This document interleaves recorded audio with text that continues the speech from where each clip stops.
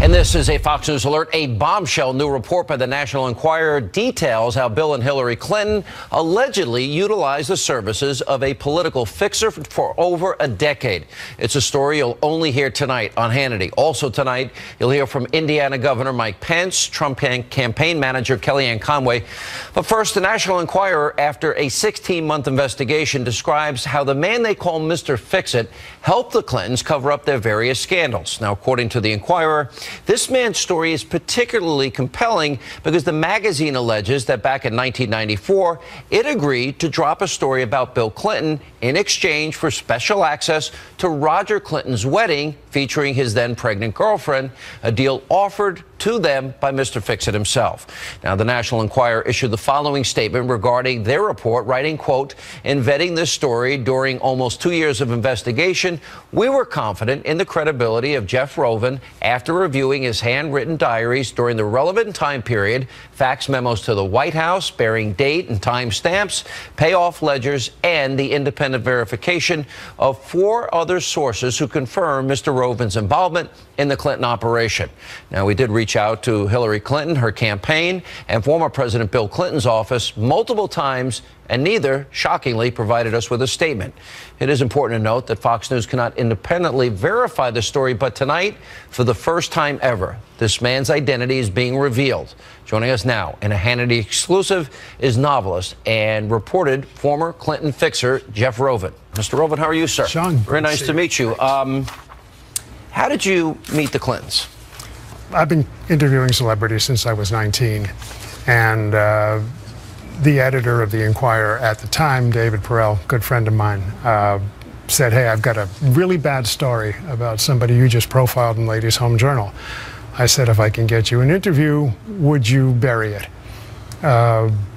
Negotiations followed, but that began a decades-long career as what Dylan Howard, the current editor, has. Yeah. Now, I did talk to Dylan about your piece, and I'll get to that in a second. You know, a lot of people, they hear National Enquirer. Well, let me just put up a few stories that the National Enquirer broke that were correct. For example, the National Enquirer broke first and correctly OJ in the Bruno Magli shoes, if you remember back at the time.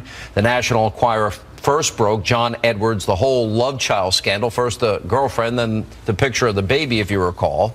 The story they broke also was Jesse Jackson's love child. The story the National Enquirer broke first and correctly, world exclusive, woman at the center of Tiger Woods' cheating scandal is exposed. And then the story they broke first and correctly, Gary Hart asked me to marry him. At the time, and they were the first to have photos of Hart and Donna Rice on Monkey Business, and there were other, they've gone after conservatives. They went after Rush and some other stories. So people attack it because it's a tabloid, but they have a pretty good track record. David Perell, who ran the teams investigating most of those stories, is a journalist. You may not like the material, but ironically, it is so heavily vetted because it is so controversial. It's probably better vetted than most of the stories in other media. Well, I went through with your editor everything that you had. You do have ledgers. You did have the faxes with the letterhead and the timestamps. The Clintons know you. They're watching now. They know who you are. They know you fix things for them. Tell us about how you got in the business with them and what you did. I was fixing something. I really don't like that term, but there it is. I was fixing something for an actor who was in their inner circle, and that was how I was engaged. Now, it was that simple. I also, as a ghostwriter for Tom Clancy, had met generals and undersecretaries. I knew where the back doors were in Washington. So there were different ways to deal with things. You knew when Bill Clinton and Hillary Clinton went on 60 Minutes and they denied Jennifer Flowers, which eventually he admitted to in the Starr report, that he was lying. Yeah, you know, I thought this was going to be pretty easy when I first agreed to do it because you had Paula Jones, Jennifer Flowers. The stuff was out there. I figured, okay, we're done. We weren't. I would say that David Perell's files, and I know that Dylan and his team have their own files, but David's files were massive. I mean, we're talking Canterbury Tales massive.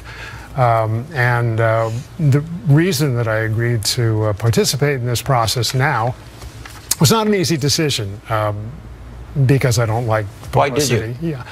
Because Dylan showed me the article. There were names in there that I didn't feel should be in there, friends of mine, confidential sources that he didn't realize were confidential.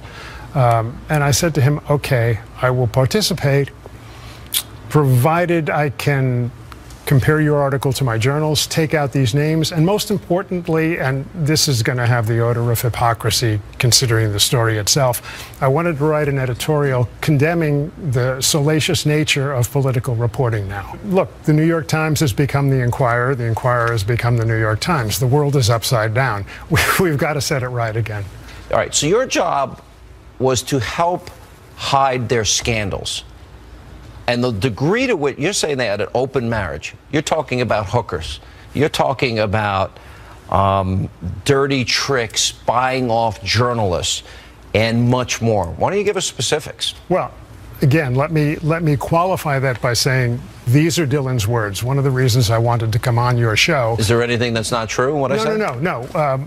One of the reasons I wanted to come on your show is to put things in a little less hyperbolic way, perhaps. A little less sensational? Yeah, without the screaming. You don't think paying off people and having an open marriage and... To me, it's not my business and it's nobody else's So you're business. libertarian in terms of people's sexuality. That doesn't matter to you? My personal feelings were irrelevant in this. It was really a matter of, look,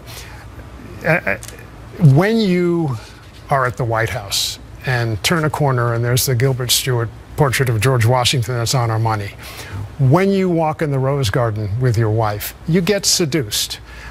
You want to protect the people who are helping you have that access. And that happened to you?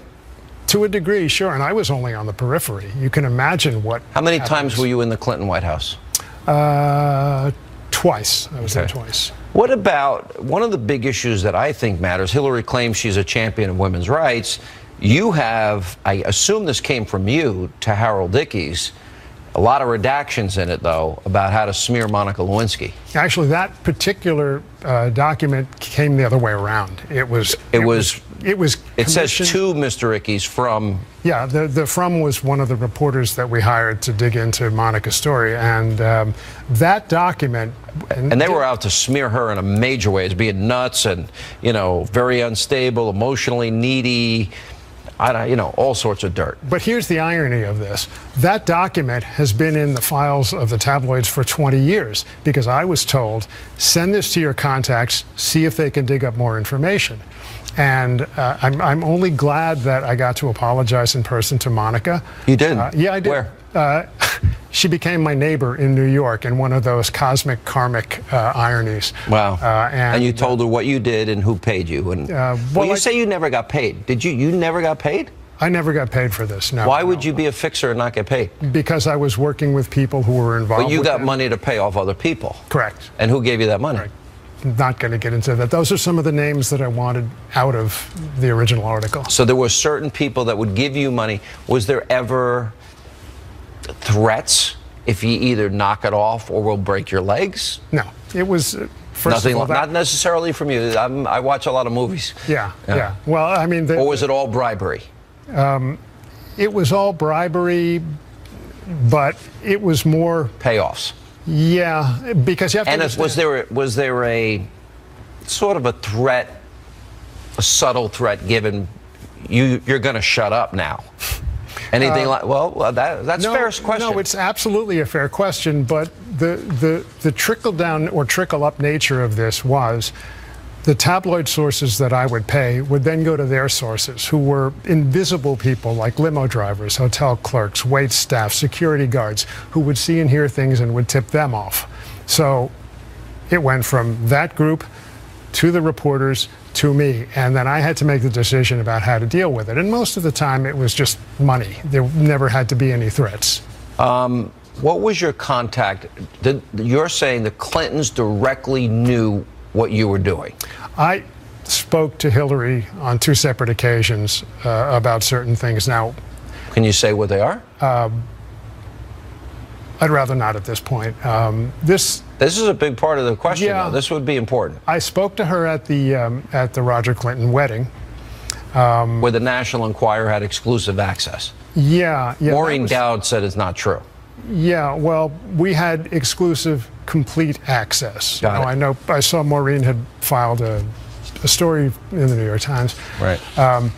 You have to remember that every time I saw Hillary, I was bringing bad news. The messenger got shot. Did she have the infamous temper we read about?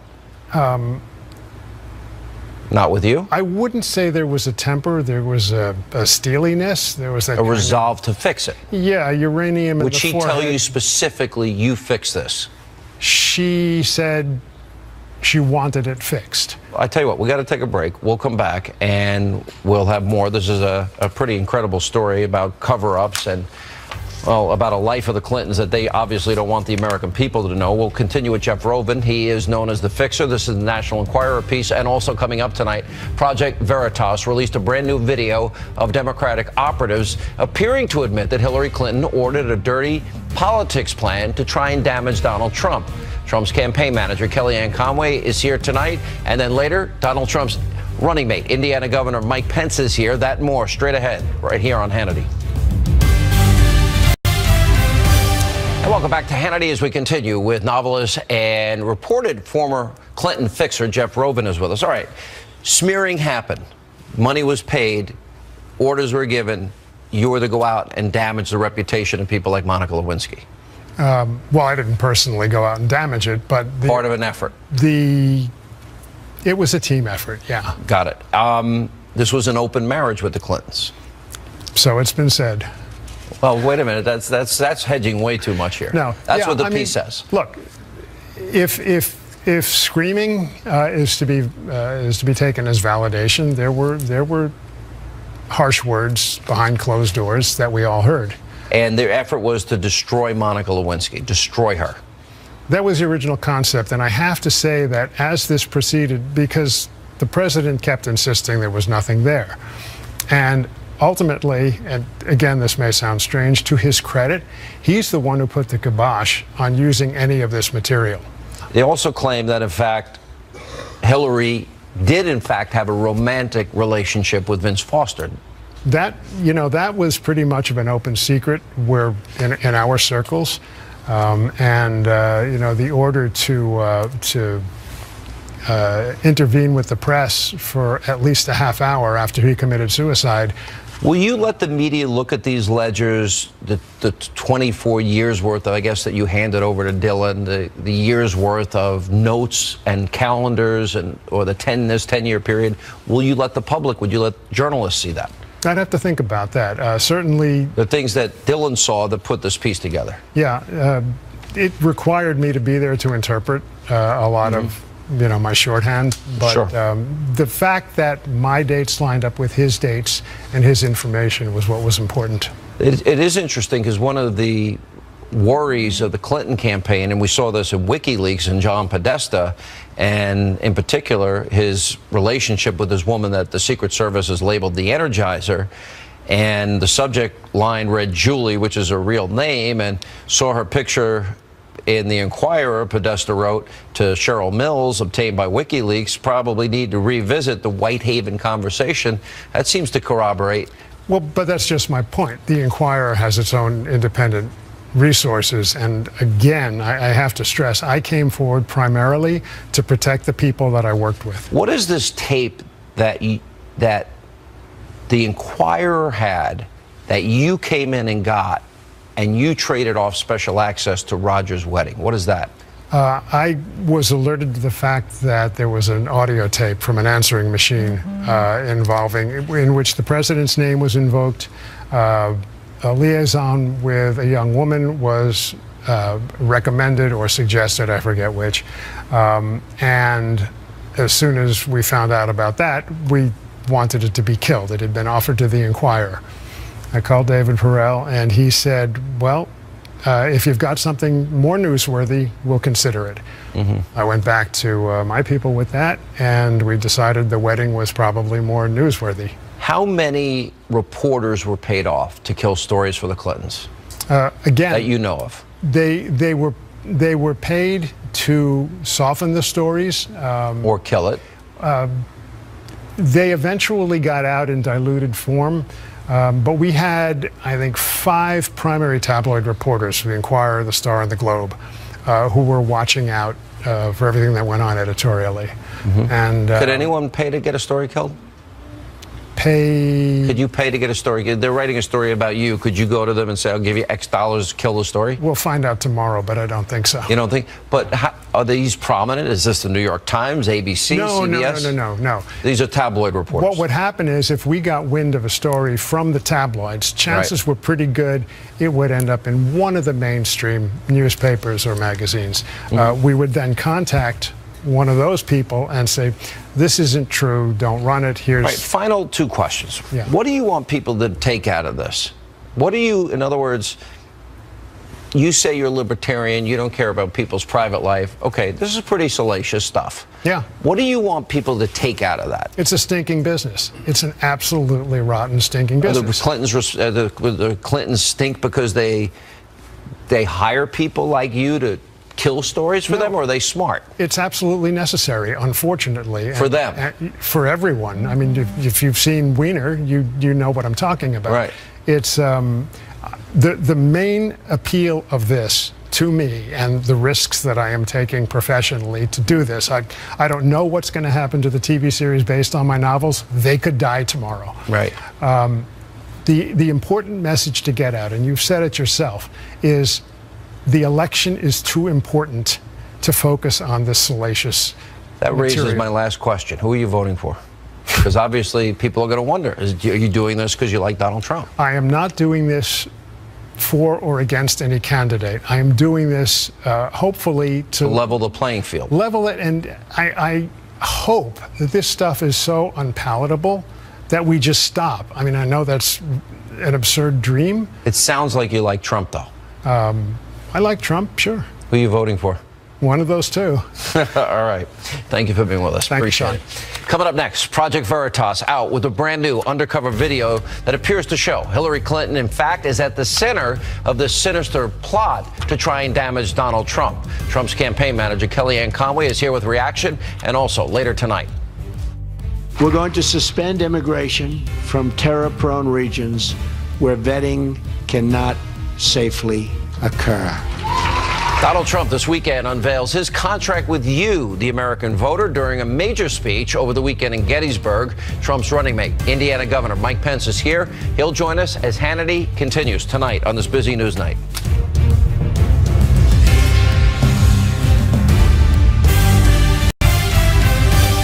And welcome back to Hannity. So Project Veritas is out with a brand new undercover video tonight that appears to show Democratic operatives admitting that Hillary Clinton herself is responsible for a dirty politics plan to try and attack Donald Trump over his tax returns. We reached out to all the people and groups that were referenced in the video. We didn't hear back.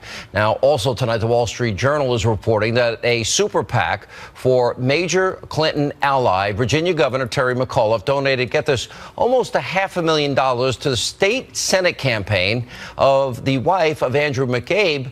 Now, he's the FBI's deputy director. He's the guy that oversaw the investigation into Hillary Clinton's email server. You can't make this up.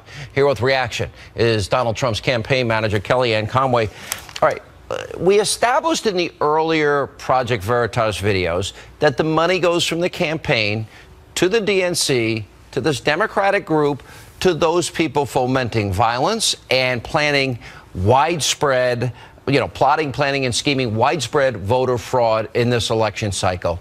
Now, in this third tape, it goes directly to Hillary herself making the decision about how this outside group, these agitators, exactly what they're to do. Now, I'd like to know, what did she know? When did she know it? Did she know about the fomenting of violence? Did she know about the scheme for major voter fraud?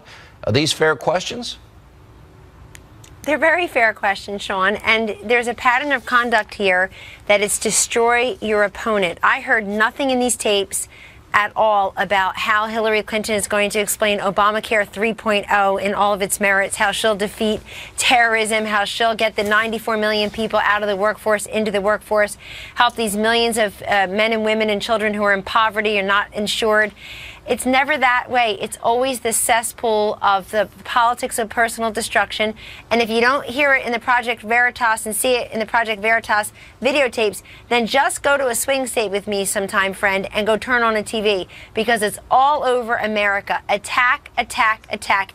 You know, we're old enough to remember last month Hillary Clinton saying, when they go low, we'll go high. That lasted a hot minute. I mean, they've been going low ever since, and these tapes just prove it. What do you make? The other thing I just want to mention is, I just want to mention very quickly that Donald Trump is out there talking about the rigged, corrupt system. And when he talks about the rigged, corrupt system, he's really talking about the forgotten man and forgotten woman. And these tapes, these revelations, show exactly what he means, Sean.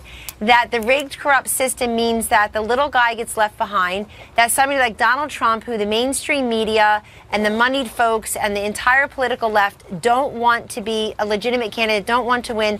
They will stop at nothing to try to destroy him. They don't want to debate on the issues. They just want to destroy him. And when he talks about the rigged, corrupt system, people see, I think it's a very resonant message, because people see right in front of them that everything's unfair. For Donald Trump to win, he must win Florida. He must win North Carolina. He must win Ohio. And that's assuming that Utah, Texas, and Georgia is not in play, as some are suggesting, which I don't believe they are. Then he's got to win New Hampshire. He's got to win Iowa or New Mexico instead of New Hampshire, and then he's got to take Nevada. He's got to take Arizona. For him, it's got to be, he's got to run the table. You're and then one short. Which one? Well, then you need Maine too. Maine congressional too. I can't forget that. You're right. That one. That's right. That's key to 270. Because you're right. What I mentioned is 269. It's 269. Right. I know. And then it's Speaker Paul Ryan. Speaker Paul Ryan decides, I think, who he'd pick Hillary. Will be. He'd probably pick Hillary. No, he would not. He would pick really? Mr. Trump and Governor Pence. Yes, Sean. I'll believe it when I see it. But here's the thing. We're not taking our chances. So you've laid out the map, and then we've got a couple of other states where we're being very competitive in there. Watch where we deploy our assets, Mr. Trump and Governor Pence, where we're up in paid advertising and where we're also trying to leverage some other opportunities. Right. But look, every time somebody tries to apply conventional principles to Donald Trump, they're wrong. Because this is a guy who's defied convention from day one, and I believe the people are making up their own minds. They won't be told, just as in the primaries, they won't be told who can win, how to think, who to vote for, what to believe. The race is over. The race is not over. Give people their voice and their vote. It is not up to you or me or anybody in Clinton world. It's certainly not in the mainstream media. His responsibility is to cover the election, not tilt it. It's up to the voters. They deserve to stand in line and express their vote. And I'm telling you, the people who stand in line for a Trump rally, 10, 15,000 strong, they're coming out to vote. Yeah, and the 400 that show up at Hillary's rally, I assume they'll vote too. All right, Kellyanne, good to see you. It's like a professor's lecture. It's not a rally. Yeah, I know. All right, and coming up next tonight, right here on Hannity, Indiana Governor Mike Pence joins us, and also later tonight. Without the media, Hillary Clinton would be nothing. They're disgraceful. Donald Trump, he takes on the liberal press after evidence of collusion between the media and the Clinton campaign appears. We're going to show you the latest example from WikiLeaks, that and more, tonight on this busy news night right here on Hannity.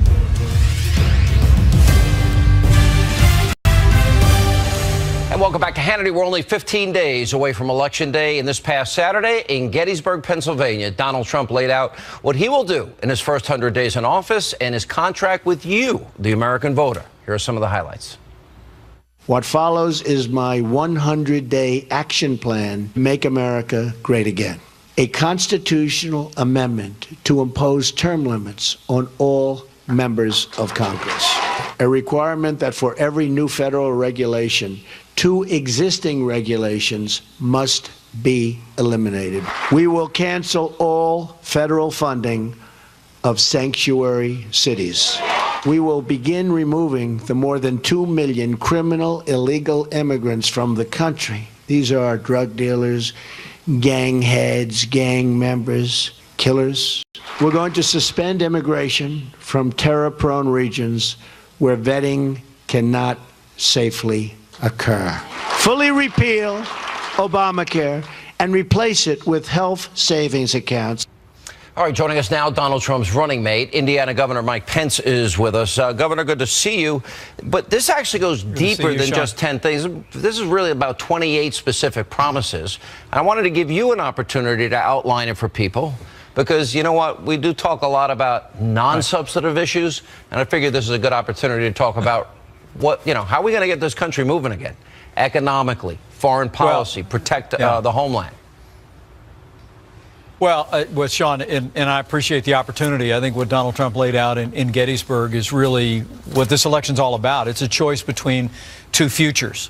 Never in my lifetime have I seen a more dramatic choice between the policies of Hillary Clinton, who wants to raise taxes, have open borders, continue the kind of trade deals that are costing jobs, hollow out our military, walk away from the high ideals of the American people enshrined in the Constitution, and Donald Trump, who you heard lay out that plan in the way that he's been laying out now for months, a plan to really make America great again by rebuilding our military, ending illegal immigration, cutting taxes, repealing Obamacare, having the kind of trade deals that support jobs, and having appointments to the Supreme Court of the United States that will uphold those constitutional ideals. Those are the big issues. That's the big choice. But I have to tell you, at rallies here in North Carolina today, that it's the enthusiasm for that agenda, the enthusiasm for Donald Trump's vision to make America great again, I think is driving us toward a great day on November the 8th. You know, for a Republican to win, if we look at historically, you have to thread the needle.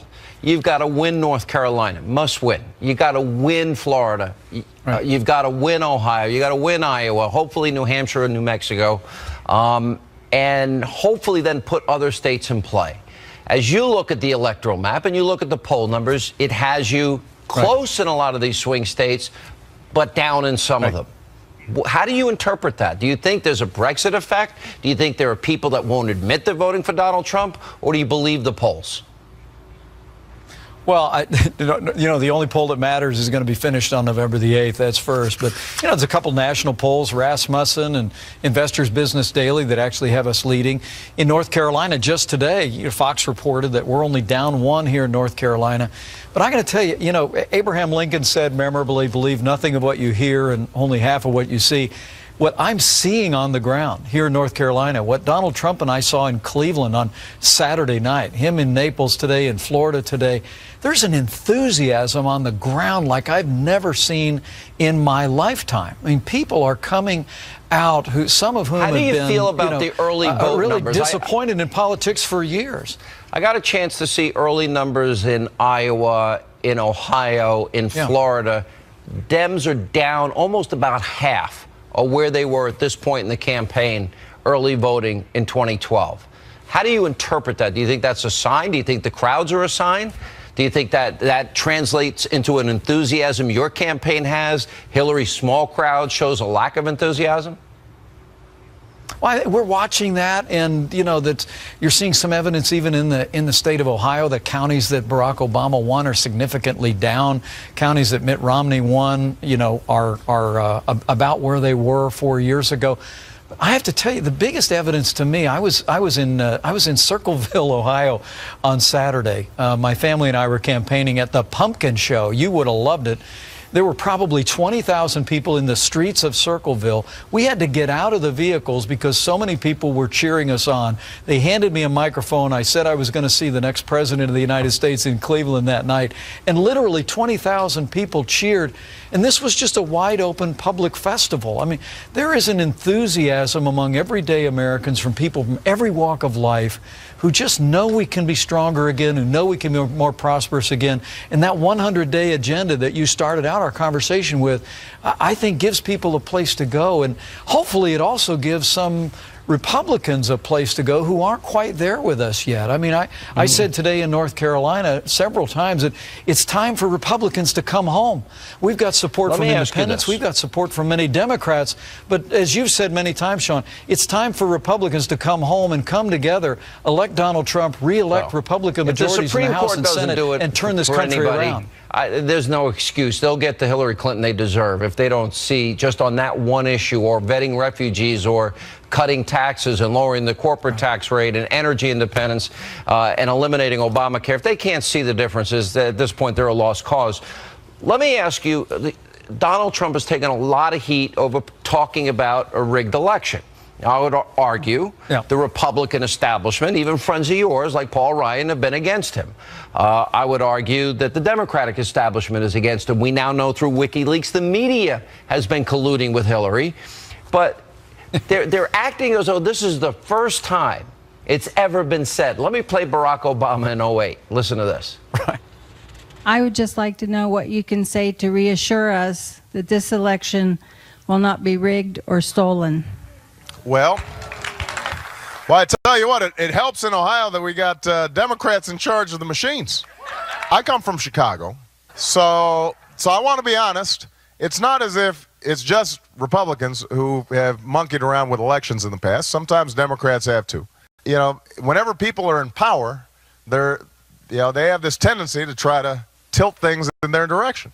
Oh, so Democrats have talked about rigged elections too, and he's basically admitting to it. Well, I got to tell you, I saw on Twitter the other day a montage of sound bites of Obama and Clinton and all of them using the term rigged. Look, by the way, that was probably my show. Yeah, but go ahead. Yeah, it probably was. It probably was. But what Donald Trump is saying is certainly voter fraud is real in polling places and pockets around the country. And in the next 15 days, people ought to be willing to respectfully participate in the process to ensure the integrity of the vote. But when Donald Trump says rigged system, it's just as much being rigged by a media that's trying to write stories in the last 48 hours to suggest this election is over. I mean, the collusion that now we see in these emails where you had reporters checking with Hillary Clinton's campaign chairman whether or not the article they wrote was good or how. I mean, this is the kind of rigged system that's been benefiting the favored few, a liberal political class in Washington, D.C. The American people are onto, and I think it's the center of Donald Trump's appeal. They know that when he becomes president of the United States, he's going to get up every day and fight for the American people. His only special interest will be them, and I have to tell you that I think that's the reason why you're seeing Republicans, Democrats, and Independents rallying around the cause here in North Carolina, and I see that momentum every day. All right, Governor, we have 15 days to go. Pretty soon, 14. In less than 2 hours. Good to see you, and we'll talk soon. Thank you, sir. Thank you. And coming up next tonight, right here on Hannity. Without the media, Hillary Clinton would be nothing. They're disgraceful. Donald Trump taking aim at the liberal mainstream media as new WikiLeaks revelations show even more collusion between the press and the Clinton campaign. That and more straight ahead. These thieves and crooks, the media, not all of it, but much of it. They're the most crooked. They're almost as crooked as Hillary. They may even be more crooked than Hillary, because without the media, she would be nothing. Without the media, Hillary Clinton would be nothing. They're disgraceful. And they are disgraceful. Donald Trump earlier today attacking the mainstream media for the blatant collusion with the Clinton campaign.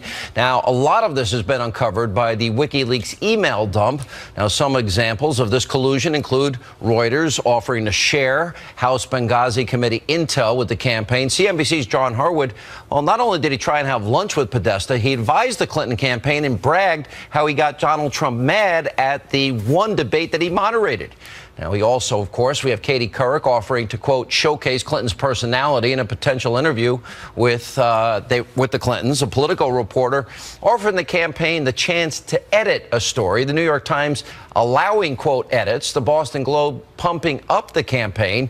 Univision pressuring the campaign to attack Trump. MSNBC producer praising the Clinton campaign, bragging about their media support. We know about Donna Brazile leaking a town hall question to the campaign. Here with reaction, our Trump campaign national finance member, author of this brand new book, by the way. It's right there, as you can see. Our good friend Anthony Scaramucci is with us, hopping over the rabbit hole. Which one's the rabbit? Which one's? I think Bo's the rabbit. I happen to be the hole, Sean. He's been hopping over me the rest of the time.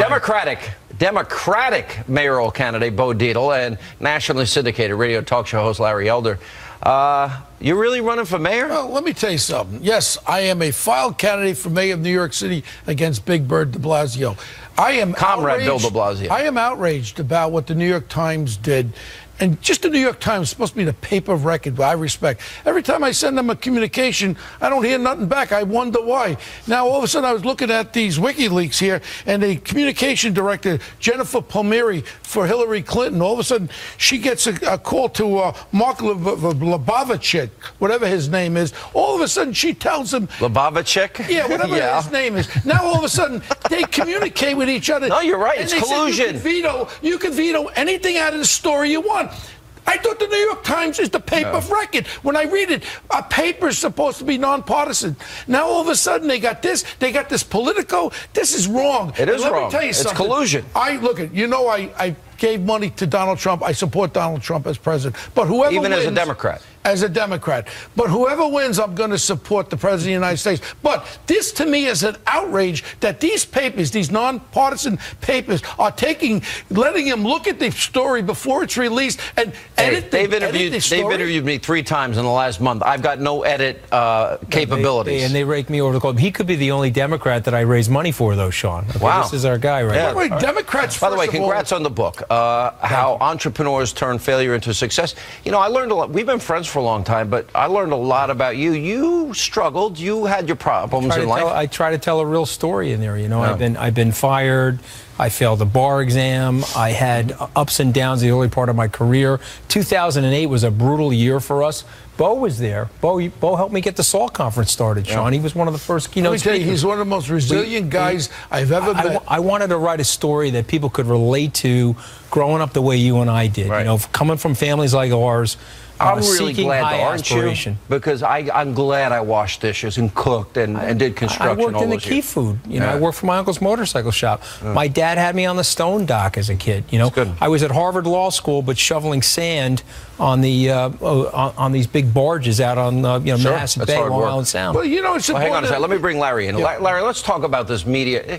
It's like an in-kind campaign contribution. You know, we get criticized, Larry, because we're open and honest. We tell people we have a point of view. This is an editorial. There's no pretense. But these guys act like they're fair and balanced. Here's my main question. How come the Politico, how come the New York Times people, how come all these outlets, there's no price to pay for the collusion that's been exposed here? Why? Nobody gets fired. Nobody gets reprimanded. It's business as usual.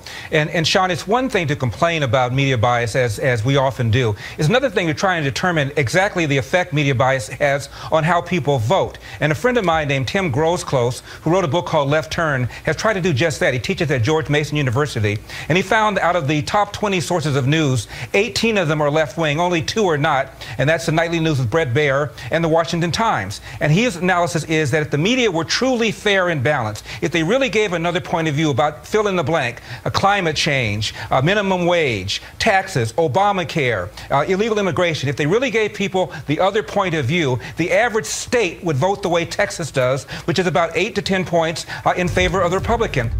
And coming up, we need your help. A very important question of the day. That's straight ahead.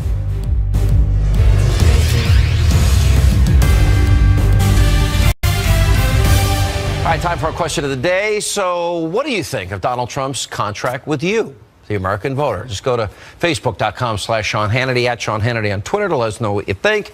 Unfortunately, that's all the time we have left this evening. Thanks for being with us. We will see you back here tomorrow night.